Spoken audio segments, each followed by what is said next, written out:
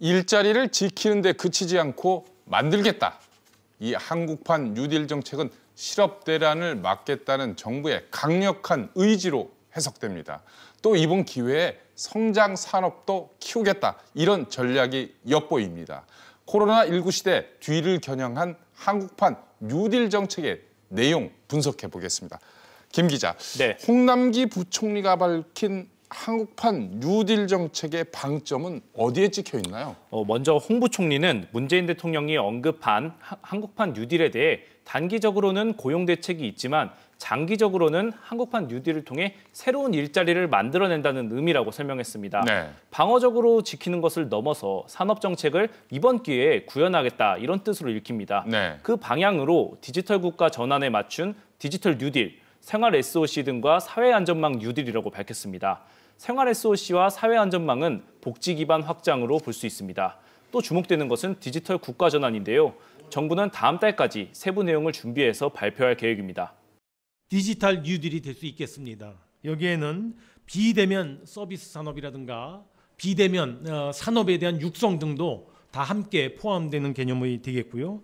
규모와 시기는 5월 달 내내 검토한 이후에 추가적으로 추후에 말씀드릴 수 있겠습니다.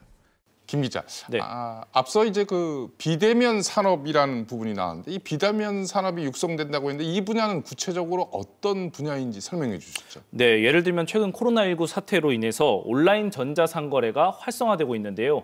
이처럼 서로 만나지 않고도 가능한 비대면 물류 사업과 온라인 교육, 원격 의료 등이 주목을 받고 있습니다. 네. 농업을 포함한 서비스와 제조 등 거의 모든 산업에서 비대면 영역이 성장할 것으로 예상됩니다. 디지털화를 동반하기 때문에 5G 등 통신, AI 등도 함께 육성돼야 합니다. 그러니까 결국 비대면 산업 육성으로 정부가 추진한 4차 산업혁명이 가속화될 것으로 보입니다. 정부는 나아가 이를 새로운 수출 동력으로 키울 것으로 예상됩니다. 원격 의료라든지 여러 가지 디지털 전환을 할 수 있는 기회들은 있는데 이해관계들이 많이 충돌이 돼가지고 안 되고 있었거든요. 이번 기회에 디지털 전환하기 위해서 규제라든지 제도적인 개선을 좀 빨리 가속화할 필요는 있는 거죠. 최내리 기자, 정부가 이번 발표에서 또 하나 눈에 띄는 대목이 있습니다. 뭐냐면 기간 산업에도 40조 원을 투입하겠다 이렇게 밝혔는데요. 이것은 어떤 의미입니까? 한마디로 기존 양질의 일자리를 지키겠다 이렇게 해석이 되는데요. 네. 기간 산업 지원 대상은 항공, 자동차, 조선 등 7개 업종입니다. 네. 이들의 일자리를 지키기 위해 산업은행에 40조 원 규모의 기간산업 안정기금을 조성해 설치하기로 했습니다. 네. 기금 조성은 기금 채권 발행을 위한 국가 보증 동의 때문에 국회에서 법 개정이 필요합니다. 네. 5월 국회에서 산업은행법이 개정되어 기간산업 안정기금을 신속히 조성할 수 있도록 관계부처와 함께 입법 노력에도 만전을 기울이겠습니다. 최 기자, 지금 말씀하신 분야는 물론 이제 중소협력사도 있습니다만 대부분이 이 대기업이 활약하고 있는 그런 분야인데 그렇다면 지금 코로나19로 대기업도 그만큼 위험하다, 일자리 위협받을 수 있다 이렇게 볼 수 있는 건가요? 그렇습니다. 항공, 자동차, 조선, 해운 등의 분야는 코로나19로 직격탄을 맞고 있습니다. 세계적인 이동 제한, 물동량 감소 등이 현실화되고 있는 건데요.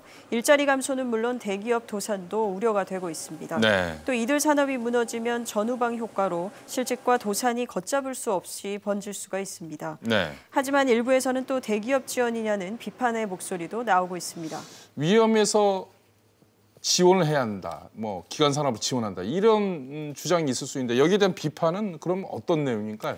네, 결국 대기업에 대한 특혜가 있을 수 있다는 겁니다.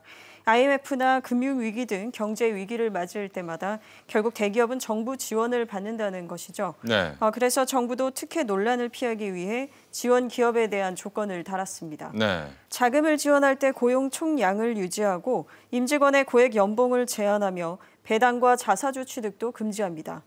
세금이 투입되는 만큼 미국과 독일 사례를 참고해서 기업이 정상화됐을 때 이익을 공유할 수 있는 제도도 마련하기로 했습니다. 전체 지원 금액의 15%에서 20% 정도를 전환사채나 상환전환 우선주 등의 형태로 하겠다는 겁니다.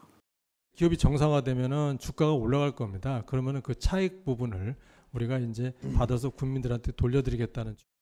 최 기자, 여기에 대해서 재계 반응은 어떻습니까? 재계는 한 목소리로 환영의 뜻을 밝혔습니다. 한국경영자총협회는 정부가 기간 산업에도 대규모 정책 자금 투입을 결정한 것을 긍정적으로 평가했습니다. 네. 또 한국무역협회는 대승적 합의와 신속한 시행을 요구했습니다. 다만 일부에서는 고용 총량 유지 등의 조건이 부담스럽다는 반응도 나오고 있습니다.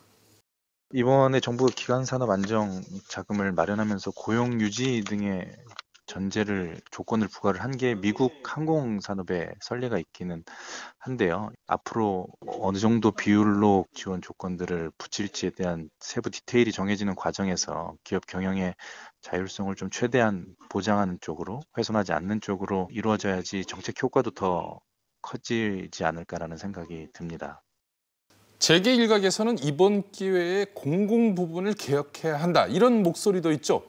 그렇습니다. 특히 공공부문 개혁을 이야기하면서 프랑스 마크롱 정부 사례를 언급하기도 합니다.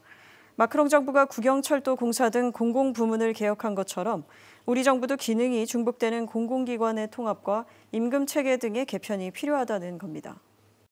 공공기관의 임금체계나 경직된 고용 강령들을 타파함으로써 공공기관의 효율성을 높여야 할 것입니다. 또한 민간 부분에서 이루어질 수 있는 경제활동에 대해서는 공공기관의 영역을 과감하게 민간 부분으로 이양하는 작업들도 필요할 것으로 생각됩니다.